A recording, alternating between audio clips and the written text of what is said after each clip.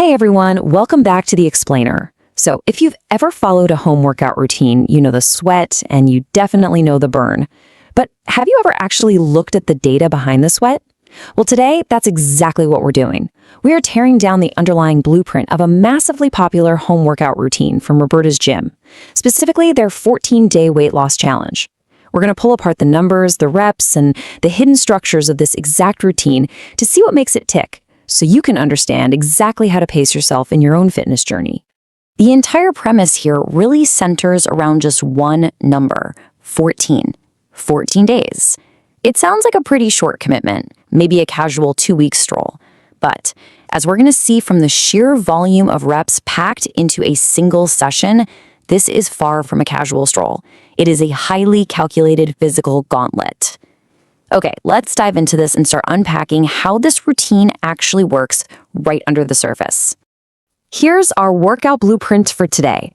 We'll start by explaining the challenge itself, and then we'll move chronologically through the workout's intensity curve. That means hitting phase 1, the warm-up, phase 2, high-intensity cardio, phase 3, floor and core, and finally, phase 4, the final burn. All right, kicking things off with section 1, the weight loss challenge explained. Let's uncover that hidden structure. At first glance, if you just look at the transcript of this workout, it honestly looks like a giant wall of numbers. But hidden inside all that repetitive, count-heavy dialogue is a really specific, highly disciplined methodology. Every single movement in this workout follows an exact 3-step sequence. Step 1 is a strict 5-second countdown. Step 2 is the high-rep execution of the exercise itself. And step 3 is a mandatory rest time. This brilliantly illustrates the repeating interval cycle that forms the true backbone of this entire cardiovascular routine. I mean, it is incredibly regimented. There's absolutely no guesswork here. You are either preparing, executing, or recovering. To really grasp the physical toll of this routine, let's take a look at how the 22 total exercise sets are divided up. It's kind of like a pie chart of pain. You've got 3 sets dedicated just to the warm-up, a hefty 7 sets making up the cardio block, another 7 sets shifting down to floor and core work, and finally 5 sets completely dedicated to the final burn. This perfectly visualizes exactly where your physical effort is concentrated throughout the workout. The vast majority of the work is split right down the middle between standing cardio and floor isolation. Moving on to section 2, phase 1, the warm-up, time to prime the body. So the warm-up introduces you to the rhythm using this really consistent baseline.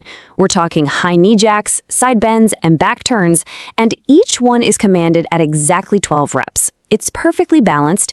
It's this very controlled, low-anxiety way to prime the body right before the instructor abruptly drops the transition phrase, "Let's begin the workout." And that brings us to section 3, phase 2, high-intensity cardio. Here comes the spike. Now, what's really fascinating here is how aggressively the rep counts escalate. We left the warm-up at a comfortable 12 reps, right? But suddenly, step-back jacks jump to 20. Then jumping jacks push you to 30. And running in place rockets all the way up to an exhausting 40 reps. This staircase of escalating counts isn't random.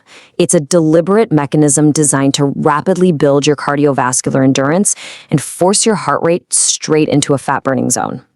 And linking all of these exhausting sets together is this exact phrase, repeated over and over. 5, 4, 3, 2, 1, go. This isn't just a simple transition, it acts as a powerful psychological trigger.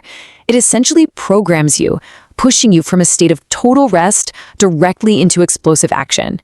Your brain hears that countdown, and it knows exactly what's coming next. But the routine doesn't just rely on high numbers to tire you out. It constantly switches up the type of physical stress. On one hand, you have rapid-fire agility, like running in place for a staggering 40 count.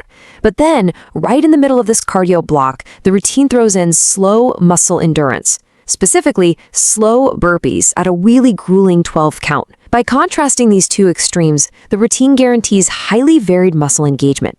It completely prevents your body from settling into a comfortable, predictable rhythm. Next up, section 4, phase 3, floor and core. Time for isolated burnout. Notice how these next 7 sets are perfectly divided into core focus and upper/back focus. You start out with 20 plank jacks, hold a plank for a 15 count, and then hit the upper back with 20 swing backs.